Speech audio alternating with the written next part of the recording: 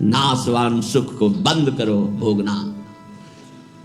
अलम विषय वार्तया नरक कोटि बीभत्सया, बंद करो ये विषय वार्ता का चिंतन कथन श्रवण, ये कोटि नरकों जैसा भय प्रदान करने वाला है। अभी तुम्हें समझ में नहीं आ रहा। ये विषय चित्र देखना, विषय चिंतन करना, विषय क्रियाएं करना बहुत करोड़ों जन्मों में किया है। थोड़ा संयम में हो जाओ। मानव जीवन की दिव्यता, आनंद की दिव्यता, उसका अनुभव करो, परमात्मा तत्व का अनुभव करो, नहीं पछताओगे। यहां से कुछ नहीं जाना। कह रहे हैं अलम क्षयी सुखा प्रदैर युवती पुत्रादिकई। ये बहुत बड़ा आकर्षण है हर हृदय में काम का। विपरीत शरीरों को भोगने की प्रबल इच्छा, यही हमारी दुर्गति कराती चली आई है। इसी का आकर्षण रोकना है। यदि हृदय में ये आकर्षण बना रहा, काम सुख के भोग के लिए विपरीत शरीरों के आकर्षण, शरीरों को भोग करके आनंद की अनुभूति करने की इच्छा, ये दुर्गति करा देती है। दुर्गति ये ऐसा दलदल है, इस दलदल में प्रथम बार जब से उतरे आज तक नहीं निकल पाए। धसता ही चला गया जो इस काम भोग रूपी दलदल में गिरा। इसलिए कह रहे अलम क्षयम सुख, नाशवान चिंता शोक प्रदान करने वाले इस सुखाकर्षण से बचो। जो शरीराकर्षण, इससे बचो, नष्ट हो जाओगे। तुम्हारे जीवनी शक्ति एक सीमित है। अभी यौवन अवस्था है, नष्ट कर लो, फिर किसी काम के नहीं रहोगे। ना भगवत चिंतन ना शरीर चिंतन का रह जाएगा। केवल शोक चिंतन, चिंता, भय और केवल नाना प्रकार की भयावह कल्पनाएं।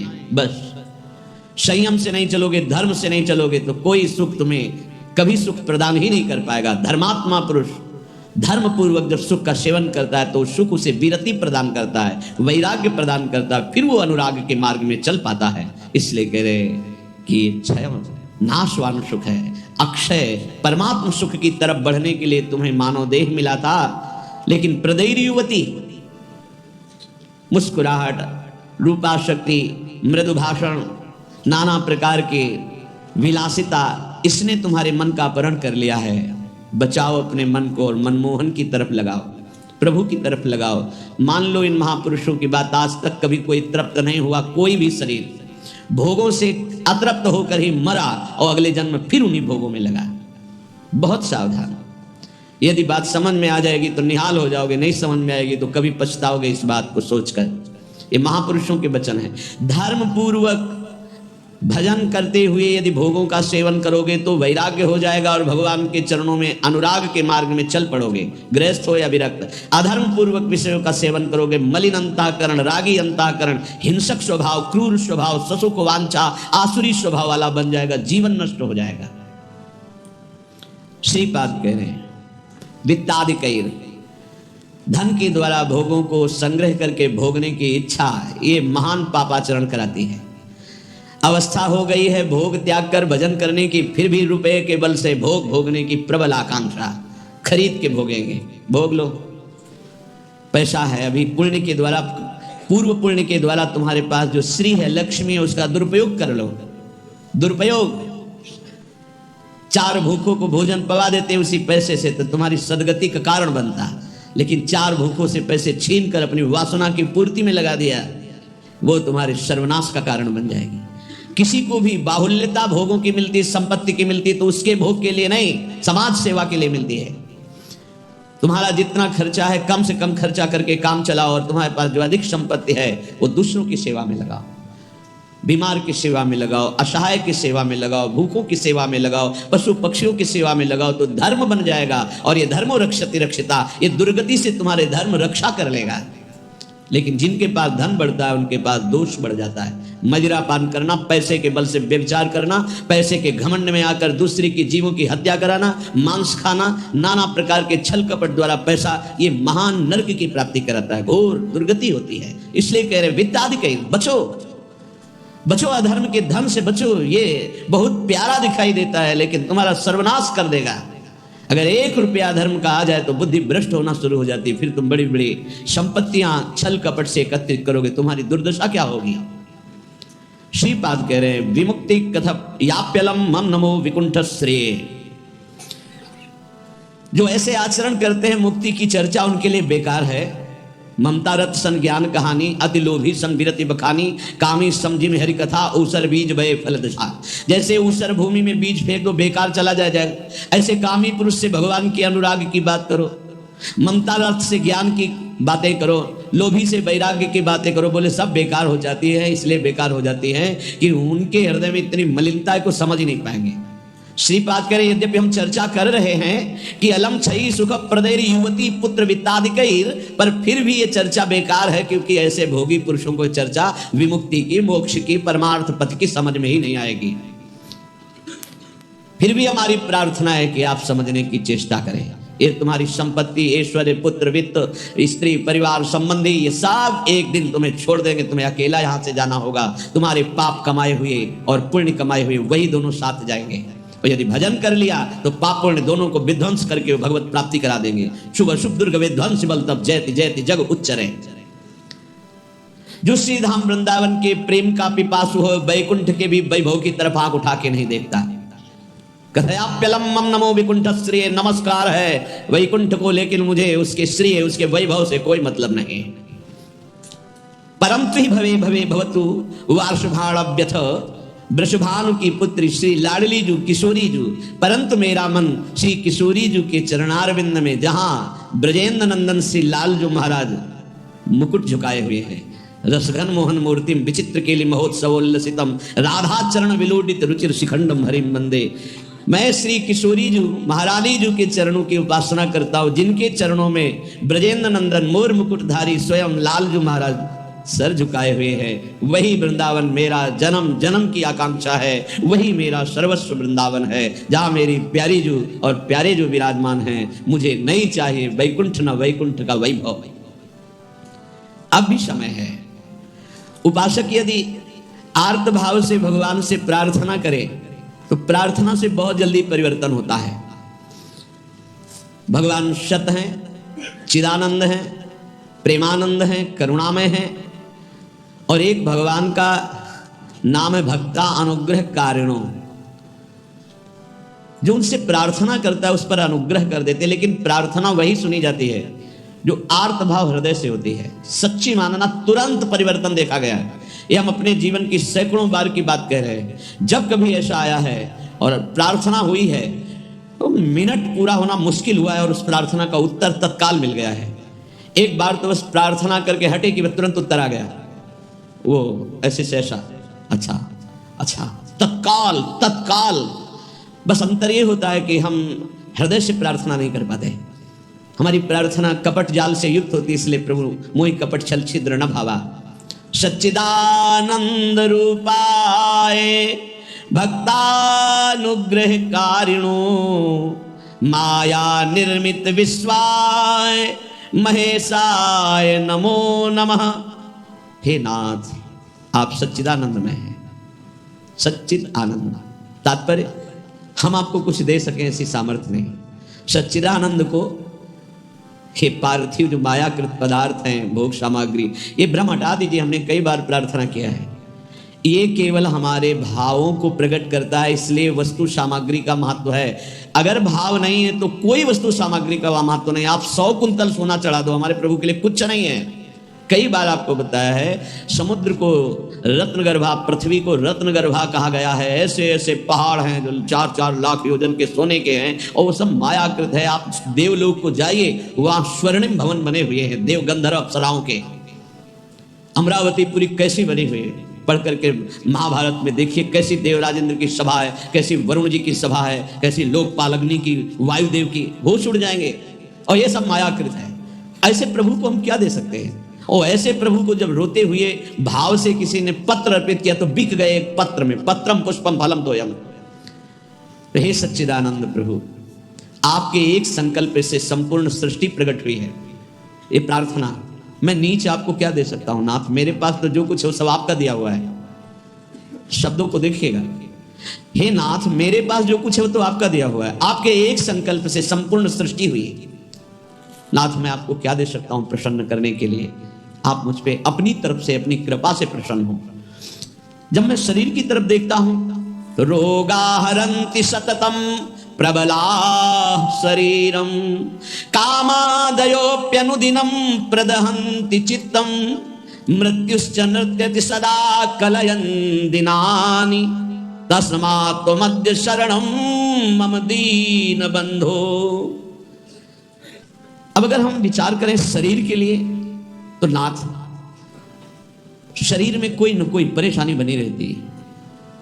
रोगाहरन्ति सततम प्रबला शरीरम, ये प्रबल रोग शरीर को छीन कर रहे हैं। High blood pressure, low blood pressure, sugar, ये वो। हम क्या आपसे वादा करें कि हम ऐसी साधना करेंगे कि आप प्रसन्न हो जाएंगे। पहली बात बाहरी वस्तुओं की। नाथ आपने एक संकल्प में अनंत ब्रह्मांडों का सृजन किया। स्वामी मेरे पास जो वस्तु आपकी दी हुई है मैं किस वस्तु से आपको रिझा सकता हूं। नाथ वो तो आपकी दी हुई है। रही शरीर की बात तो रोगाहरन्ति सततम प्रबला शरीरम, प्रबल रोग हमारे शरीर की शक्ति को छीण कर रहे हैं। अंदर आए सूक्ष्म शरीर तो कामादयोप्यनुदिनं प्रदहन्ति चित्तम, ये काम क्रोध लोभ मोह मद मत्सर इतना गंदा किए हैं अंदर कि हम कैसे आपको कहें कि हम अंदर से आपका ध्यान धर पाएंगे। कभी काम अपना प्रभाव दिखाता है, कभी क्रोध अपना प्रभाव, कभी लोभ, कभी मोह, कभी अहंकार, कभी ईर्ष्या। नाथ बड़ा गंदा हृदय है।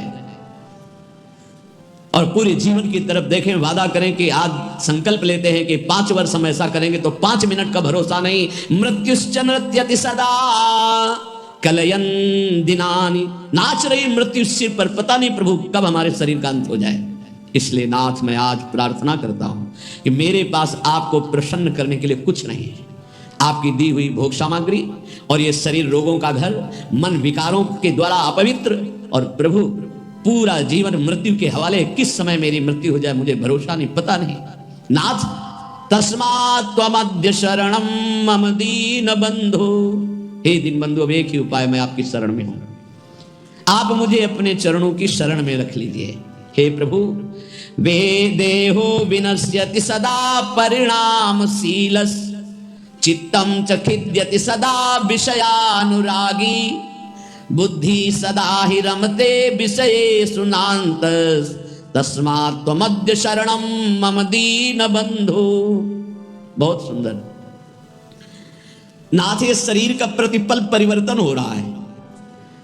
कभी घुटने के बल था, फिर किशोर अवस्था आई, फिर जवानी आई, फिर धीरे धीरे ढल रहा है। ये नाशवान शरीर नाश की तरफ जा रहा है। और प्रभु मन प्रतिपल भोगों में लगा हुआ है। हमारा चित्त प्रतिपल भोगों में लगा हुआ है। ईमानदारी की बात देख लो, ये खाऊंगा, ये पीऊंगा, ये देखूंगा, ये भोगूंगा, ये भोगा, अब ये भोगूंगा, ऐसी ही गणित चलती रहती है अंदर। और मेरी बुद्धि बस एक ही बात, इस विषय को भोगने में ये सुख है, निश्चय करती है विषयों में सुख है। मारा गया प्रभु, मारा गया। कुछ भी ऐसा नहीं है जिस पर मैं टिक सकूं। शरीर टिक नहीं रहा क्योंकि नाशवान प्रतिक्षण नाश की तरफ जा रहा। मन प्रतिक्षण भोगों का चिंतन कर रहा। बुद्धि यही निश्चय करा रही कि भोगों में, रुपया में, घर में, मकान में, स्त्री में, पुत्र में, शरीर में, इन्हीं में सुख है।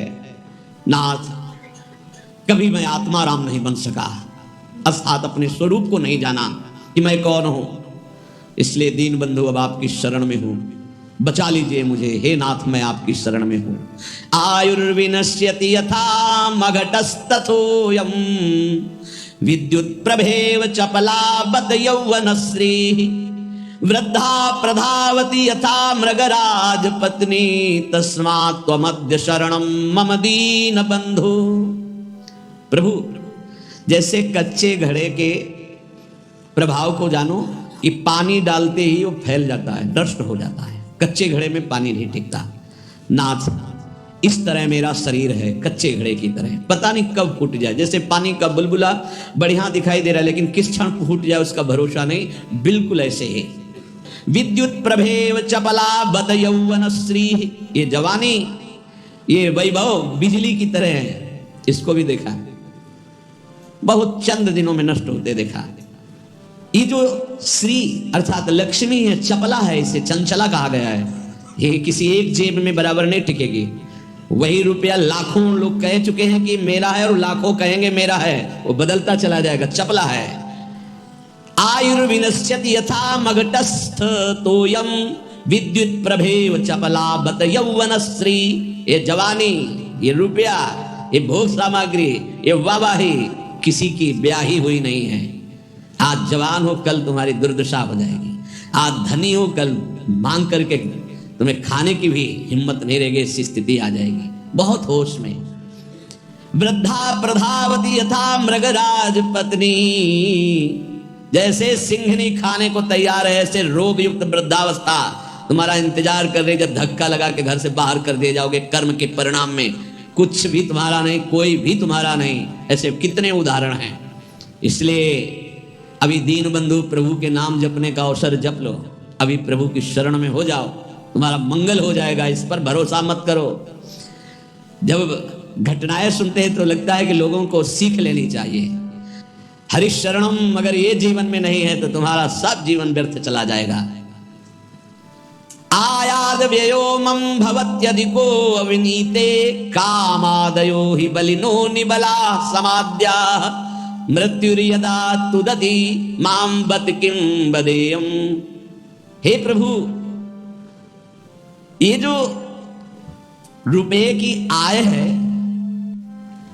ये जीव को पागल बना देती है, धर्म से भ्रष्ट कर देती है।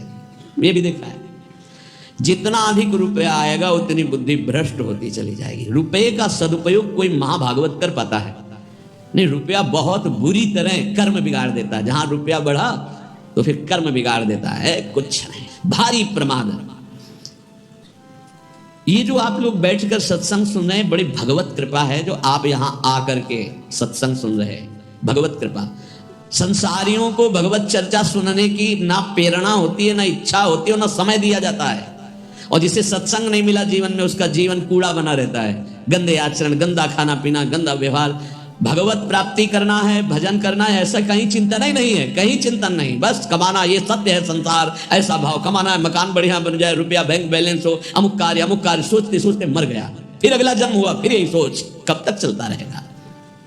आयाद व्ययो मम भवत्यधिको विनीते। और जब आय अधिक होने लगती है और बुद्धि ब्रह्मचारी हो जाती है, धर्म से अधर्म की तरफ जाने लगती है, तो फिर उसका व्यय गंदे तरीके से होता है। गंदे तरीके से। जो धर्मात्मा पुरुष होते हैं उनका धन बहुत अच्छी तरीके, सो धन धन्य प्रथम गति जाकी। क्या? अस्पताल खुलवा दिया निःशुल्क, बढ़िया दवा, बढ़िया डॉक्टर, और जो असहाय गरीब है फ्री दवा उनकी, भोजनालय निःशुल्क, किसी भी तरह का कोई छल कपट नहीं, जो रूखा सूखा सब फ्री पवार। ये धन का सदुपयोग। गौ सेवा, लाखों गौओं का, पशु पक्षियों का पोषण हो रहा है। ये विद्यालय खुलवा दिया, निःशुल्क विद्यालय, फीस डॉक्टरों की, मास्टरों की, जो भी जैसी, वो सब अलग अपनी तरफ से। औषधालय, विद्यालय, ये सब वो धर्मात्मा पुरुष का ऐसे खर्चा होता है। अधर्मी का खूब शराब पी रहे हैं, व्यभिचार कर रहे हैं, कितने रुपए लगे आज के नाच में, इतने लगे पार्टी में। अस्पताल खुलवा देते तो पूरे तुम्हारा परिवार का कल्याण हो जाता, कितना लाभ मिलता। जो धनाभिमानी हैं उनके द्वारा धन का सदुपयोग नहीं होता, जो भगवत चरणारविंद के आश्रित है उनका सदुपयोग होता है। बोले प्रभु, अधिक आय होने पर धन का व्यय गलत तरीके से होने लगता है। नाथ, उसका प्रभाव यह हुआ कि काम आदि दोष बहुत बढ़ जाते हैं, बहुत बढ़ जाते हैं। कामादयो ही बलिनो निवला समाद्या, इतना निर्बल कर देता है कि बुद्धि से निश्चय ही नहीं कर पाता कि ऐसा करना चाहिए कि नहीं, वो ना करने योग्य व्यभिचार करता है। कामादया ही बलिनो निवला समाद्या, मृत्युर्यदा तुदति मां बत किं बदेयम। क्या कहूं प्रभु, इतना निर्बल कर दिया काम ने कि अब अपने को रोक नहीं पाता। अब तो मृत्यु का दंड मिलेगा और नरक की दुर्गति भोगनी पड़ेगी। नाथ, अब तो आप संभाल लीजिए, आपकी मैं शरण में। एक ही उपाय है, तस्मात्। अब एक उपाय है, आपकी शरण में हूं दीन बंधु, आप स्वीकार कर लो। दीन बंधु, हे भगवान, तप्तम तपो नहीं कदापि मयेह तन्वा, वाण्या तथा नहीं कदापि तपश्च तप्तम, मिथ्या विभाषण परेण न मानसं हि, तस्मात् त्वमद्य शरणं मम दीन बंधु। प्रभु, कभी किसी तीर्थ में जाके कष्ट रूपी तपस्या नहीं की। करना चाहिए हर गृहस्थ को, विरक्त को भी। आप गृहस्थ हैं, वृंदावन धाम आए, एक दिन तो उपवास कीजिए, पानी पी के रहिए, चाहे जितने करोड़पति हों। अगर लाभ लेना है तो बात हमारी प्रार्थना मान लीजिए। एक दिन में मर नहीं जाओगे। एक दिन उपवास करो, 3-4 दिन के लिए वृंदावन आए हो तो 24 घंटे केवल पानी पी के रहो। नहीं, ऐसी स्थिति आएगी महीनों पानी नहीं जाएगा मुख में।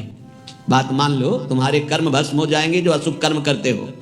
वृंदावन आओ, हरिद्वार जाओ, काशी जाओ, तीर्थ यातन करो, करो अवश्य करो, जिससे तुम्हारी मलिनताएं नष्ट होंगी, लेकिन होटलबाजी मत करो, तीर्थों में जाकर के पिकनिक मत मनाओ, गंदे आचरण मत करो तीर्थों में। नहीं, पुरखा भी जो तुम्हारे कुछ ऊंचे होंगे ना, वो नरक चले जाएंगे। 21 पीढ़ियां तरती तो 21 पीढ़ियां नरक भी जाती है।